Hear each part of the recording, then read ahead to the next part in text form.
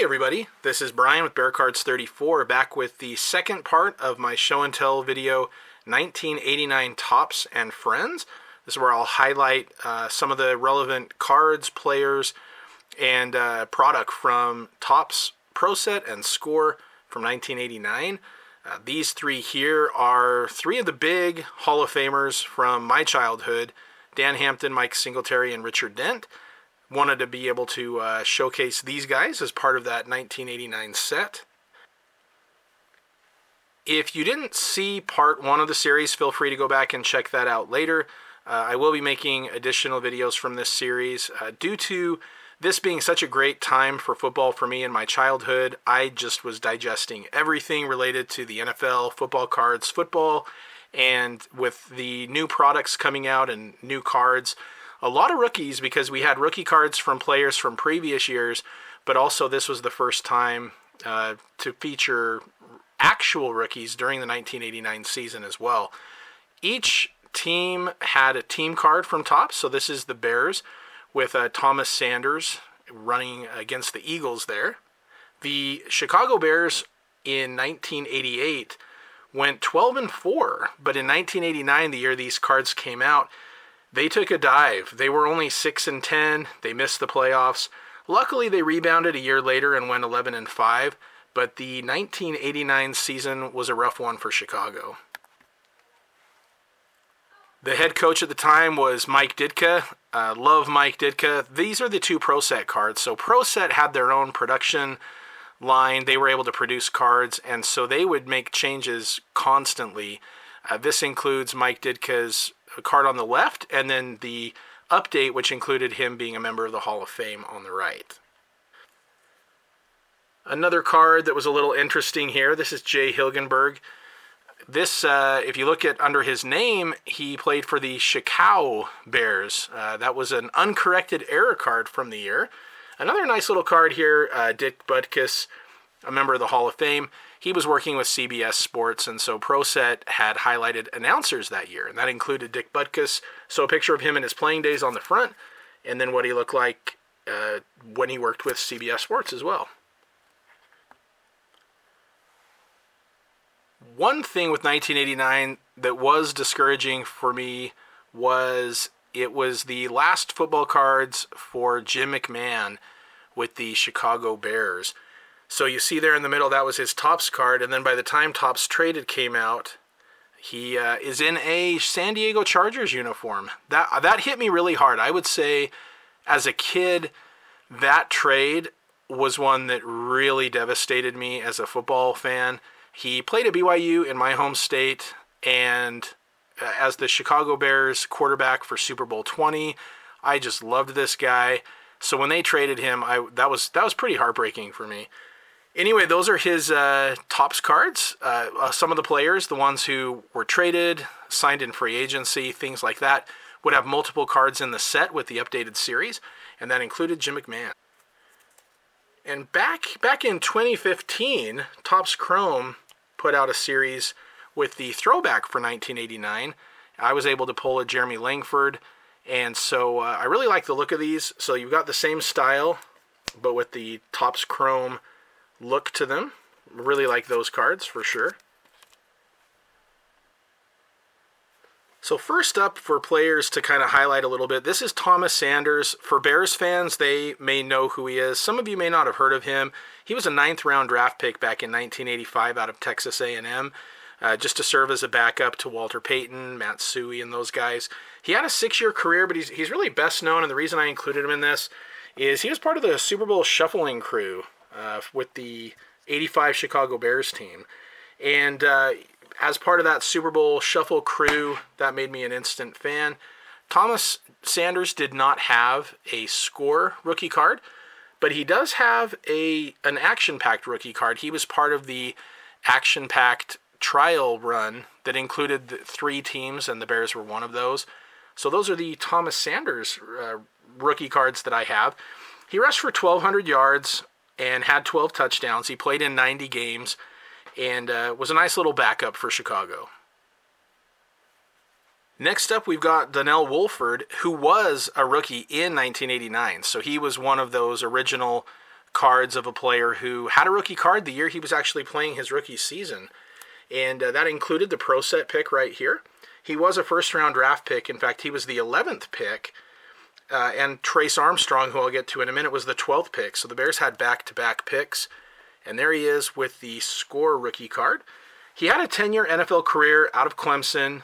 He did make the Pro Bowl once. That was back in 1994. And he once held the record for the most interceptions by a Bears cornerback of all time. But Charles Peanut Tillman now holds that record. But Danelle Wilford was a good player. I really enjoyed watching him play. Next up, I've got Lorenzo Lynch. This is his rookie card. He played 11 years, 3 of those with the Bears, but he also played for the Cardinals and Raiders. He ended his career with 17 interceptions, so he really did have some playing time in the NFL. But the only reason I included him is because, and this is kind of an interesting thing here, he is the uncle of Marshawn Lynch, the great running back Marshawn Lynch. So Lorenzo Lynch is his uncle. Very cool, I thought. Next up, we've got the 12th pick of the 89 draft, Trace Armstrong. He actually played for 15 years with the Bears, Dolphins, and Raiders. He was an All-American from Arizona State. And at one time, he was the president of the NFL's Player Association. I think he's a sports agent now, actually. But he had a really good career. He made a Pro Bowl in 2000.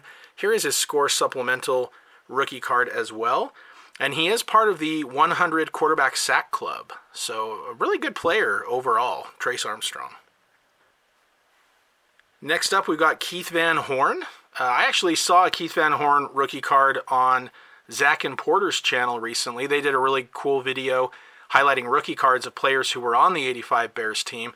So if you're not a subscriber to Zach and Porter, give them a check. They've got a great channel and really, really good guys in the hobby. So these are the 3 Keith Van Horn rookies. Now it's interesting because he had actually been playing by that point for many years. He was a first-round draft pick back in 1981. He's a very underrated tackle. He had a 13-year career, all with Chicago. And it's just interesting that it took 8 or 9 years for him to have a rookie card. So great player. Glad they finally were able to make some cards of him. He was obviously a Super Bowl champion with the Bears in Super Bowl 20. And he blocked for Walter Payton for the second half of Payton's career. And he is one of the 100 greatest Bears of all time on the list that they put out. So it was good for him to get that recognition for sure. And next up, we've got Jim Harbaugh. This is his rookie card. Pro Set and Score did not make a Jim Harbaugh card in 1989. Harbaugh was the first-round pick for the Bears out of Michigan back in 1987. And he's more known now these days as being the head coach for Michigan, and before that, the 49ers. He took the 49ers to the Super Bowl, and he's the brother of John Harbaugh, Super Bowl winning coach for the Ravens. So with Jim Harbaugh, I initially was not a fan. The same thing happened to me with Mike Tomczak. Basically, for me, it was all about Jim McMahon. And Jim McMahon, whatever else was going on, he won games. He was crazy, loved him, character, and he would win. And so I was a huge Jim McMahon fan. So I thought of Tomczak and Harbaugh as being threats to McMahon. And so I didn't want them to do well. And then when McMahon got traded, then I started coming around to them and became a big Jim Harbaugh fan. But it took me a while, But really enjoyed watching him play. He initially was battling with Tomczak for the position, and he started getting some playing time in 1989. I think he started 4 or 5 games that year. But he didn't play very well. He threw almost twice as many interceptions as touchdowns. But then in 1990, he started most of the season. The Bears rebounded and had an 11-5 record. And he played with the Bears for a few more years. Then went on to the Colts, the Ravens, the Chargers, the Panthers. He retired back after the 2001 season and then became a quarterback coach with the Raiders a year later. He did make a Pro Bowl with the Colts back in 95. He was also the comeback player of the year in 95. And he's a member of the Colts Ring of Honor. Obviously these days we see him as a coach, and he's been very successful as well. So nice to have his rookie card. One other card I wanted to highlight for the Chicago Bears was this Pro Set card of William Perry in the middle in the green. So that William Perry card became kind of the grail card for people that year because it was originally put in production, and I've heard that there were about 10,000 copies released at the time. However, the NFLPA and William Perry did not give the okay yet to have that card produced, so it was pulled and then replaced with this card of Ron Morris. So you'll see here, William Perry card number 47, Ron Morris card number 47. So this is the one you'll typically get in packs right there. And anyway, I was thrilled to get that William Perry card. My mom got it for me. That was all I wanted for Christmas, and she was able to track it down. It used to be in Beckett as high as $90, and it's really come down in price over the years. But definitely a card that is one of my all-time favorites. And then in Series 2, they were able to get the permission, and so they included him again. This is card number 445. So they have the same back picture, but a totally different front, which I think is good. So yeah, you can find these on eBay. They're not super expensive, but really, really nice card, in my opinion. All right, next up we've got the Minnesota Vikings. In the middle there, we've got the Vikings team card with Keith Millard on the right as well. He was the Defensive Player of the Year in 1989, the year these cards came out. He had set a new NFL record for the most sacks in a season by a defensive tackle with 18. Aaron Donald broke that a couple years ago. And unfortunately, a major knee injury in 1990 ended up really setting him back. He kind of bounced around the league after that, but only had 5 quarterback sacks the rest of his career. So that's an example of a really talented, great player, but an injury just really kind of derailed that. But in 1989, he was as good as they could be. Jerry Jones was the coach that year, or sorry, not Jerry Jones, Jerry Burns. And I just remember him as a kid. There's this video of him cursing, really upset. If I can find it, I'll put a link to it, but it was kind of comical, actually. And so the Vikings in 1989, they went 10-6, but lost to the 49ers in the divisional round of the playoffs. A couple of the Hall of Famers here for the Vikings that were featured were Gary Zimmerman, and then also Chris Dolman. And Score had a nice little card, Keith Millard, Chris Dolman Great Combos card that I thought was pretty nice.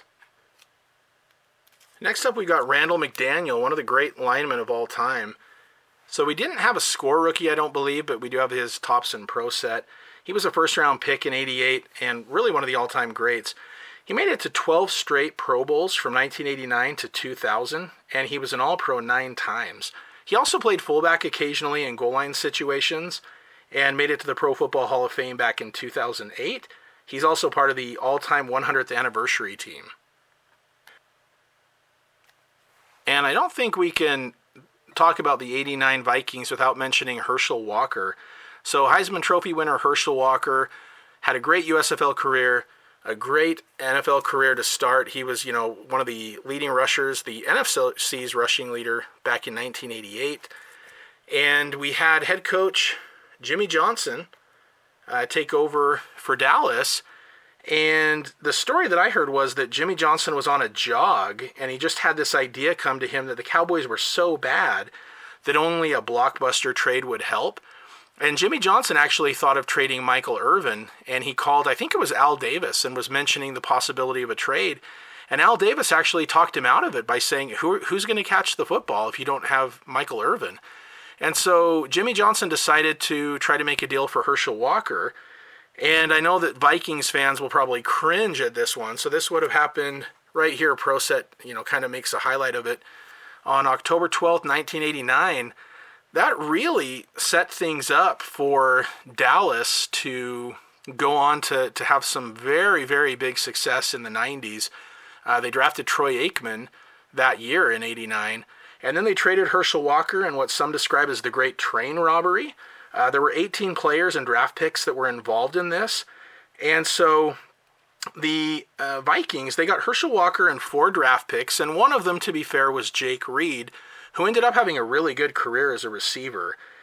However, the Cowboys got Jesse Solomon, Isaac Holt. They got a lot of draft picks, which included the draft pick of Emmitt Smith, the draft pick of Alvin Harper, Darren Woodson, some of the key players for their Super Bowl run. And one of the picks that they had went into another trade that ended up becoming the number 1 pick of the draft, and they drafted Russell Maryland. So it was pretty rough there. For Dallas, it was great. For Minnesota, not so much. But there was that switchover. Now, for Herschel Walker, A lot of people felt like he just wasn't used properly. He did have a few years with Minnesota, but he never had much more than 800 yards per season. He averaged a little over 4 yards a carry. He is a good running back, and he was a good running back even then. He moved over to the Eagles and ended up with another 1,000-yard season and finished out his career going back to Dallas, which was kind of interesting. Next up, we've got the Oilers team card right there with Zendejas. I don't know, is that Tony Zendejas? Anyway, there were a bunch of Zendejases kicking. Pretty talented family there with head coach Jerry Glanville, who was quite the character. I best know him with the Falcons, with Neon Dion and all that. They were quite a team to watch. So the Oilers finished 89, 9-7, where they lost to the Steelers in the wild card. And Hall of Famers include Warren Moon and Mike Munchak. Speaking of Hall of Famers, right here we have Bruce Matthews. This is his rookie card. He was actually drafted back in 1983 out of USC, but he's a very versatile offensive lineman. He actually played, I wrote this down, 99 games at left guard, 87 games as center, 67 games as right guard, 22 as right tackle, 17 as left tackle, and he was the long snapper, which you can see here on the scorecard. He's doing his long snapping there. He was a great player, 14-time Pro Bowler, 7-time first-team All-Pro, part of the 90s All-Decade team, the 100th anniversary all-time team. His number 74 is retired by the Titans. He did play for both the Oilers and the Tennessee Titans when they moved there. And he's a member of the Pro Football Hall of Fame when he was inducted back in 2007. And he does come from a football family. His son is Pro Bowl lineman Jake Matthews of the Falcons. His brother is Clay Matthews II, and his nephew is Clay Matthews III. So quite a talented family there for sure. Next up, we've got William Fuller. His only rookie card that year was from Topps, but he was a first-round draft pick back in 1984. And there is a rookie, an XRC, I guess you would call it, from William Fuller from the USFL. He started off his career there playing for the Stars, and a very solid pass rusher, two-time All-American out of North Carolina, and he made 4 Pro Bowls. He's also part of the 100 quarterback sack club as well. Next up, we've got the Philadelphia Eagles. This is their team card with Randall Cunningham, who was just one of my favorite players to watch back in the day. They had a really good season in 1989 where they went 11-5, but they actually lost in the wild card game to the Rams. The head coach at the time was Buddy Ryan, who, for me, I really loved from his defensive coordinator spot on the Bears defense, which in my opinion is the best defense ever, but I'm super biased. I know there are a lot of great ones out there. And then a Hall of Famer, Reggie White, is one of the cards you can get. And just like in the last video, I have this rack pack I'm going to open, and we're definitely going to get a Reggie right there. So I'm going to open that at the very end. They also made this card of Reggie White, part of the subset of Score, the Predator. And first we'll start off with is Keith Jackson. This is his rookie card right here. He also had a Score rookie and a Pro Set rookie. So Keith Jackson was a first-round pick in '88, played with the Eagles, Dolphins, and Packers, and he was actually, his final season was with Green Bay, and he won Super Bowl 31 with them. And that year, his last year, he set a career high in touchdowns with 10. He was a 3-time All-Pro. His first 3 years, he was All-Pro, and they even have his All-Pro card here for Score. And in addition to that, 6 Pro Bowls in 9 years is pretty great. And he was the 1988 NFC Rookie of the Year. There's also a nice little scorecard here with great combos with Randall and Keith Jackson. Next up, we've got Eric Allen's rookie card, second round from 1988 out of Arizona State. So this was his rookie year, and he was one of the best cornerbacks of the 90s. He played with the Eagles, the Saints, and then finished up with the Raiders. He had 54 interceptions and 7 fumble recoveries in his career. He was an All-Pro the year these came out in 1989, and he made 6 Pro Bowls. He's also part of the Eagles Hall of Fame, and tied an NFL record back in '93 with the most interceptions returned for touchdowns in a season with 4. And these days, he's been fairly present on TV as an analyst. And speaking of TV analysts, Cris Carter, who has also done quite a bit of that in the past, he was a fourth-round pick in 1987 out of Ohio State after an All-American season his last year there. And Buddy Ryan had a famous quote once where he said, all he does is catch touchdowns. And he was very, very good at that. He had 11 touchdowns in 1989.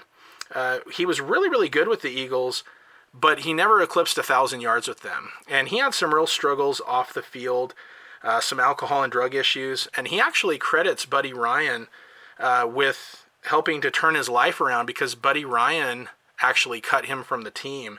The Vikings picked him up, and Cris Carter was able to really, turn his life around and transitioned from a backup wide receiver on the Vikings to becoming a Hall of Fame wide receiver. His statistics went up big time. And in his first game against the Eagles on a Monday Night Football game, he had 6 catches for 151 yards and a 78-yard touchdown catch. So he was really excited to have that game, and then he did really, really well. And then it was just off to the races from there. 8-time Pro Bowler, 3-time Pro Bowler, 3-time All-Pro. And in 1994, he led the NFL in receiving, 3-time touchdown leader, part of the All-90s Decade team. And he also was the 1999 Walter Payton Man of the Year award winner. And his number 80 is retired by the Vikings. And like I said, he's a Hall of Famer now. All right, Al Davis rookie card. Why would I be showing an Al Davis rookie card? Well, I thought this was very interesting, and maybe it's just because I'm a Bears fan, but just in general, I thought this was interesting. So Al Harris was the ninth pick in 1979 by the Chicago Bears, and he played from 1979 to 1984 with the Bears, and then he played with them again from 1986 to 1988. So if you notice there's 1 year missing. That was 1985. He sat out the 1985 season because of a contract dispute and missed being part of the Bears' Super Bowl 20 championship, one of the all-time great teams, just a legendary team. He held out. He did not play. He did not get a ring. So he did end up eventually going back to the Eagles to reunite with Buddy Ryan, and he spent his final 2 seasons there. But I just thought that was pretty interesting. Okay, and my final one for the Eagles is Gizmo Williams. His real name is Henry Lee Williams, but he got the nickname Gizmo because he played in the USFL with Reggie White, and Reggie White actually gave him that nickname, and then it followed him ever since.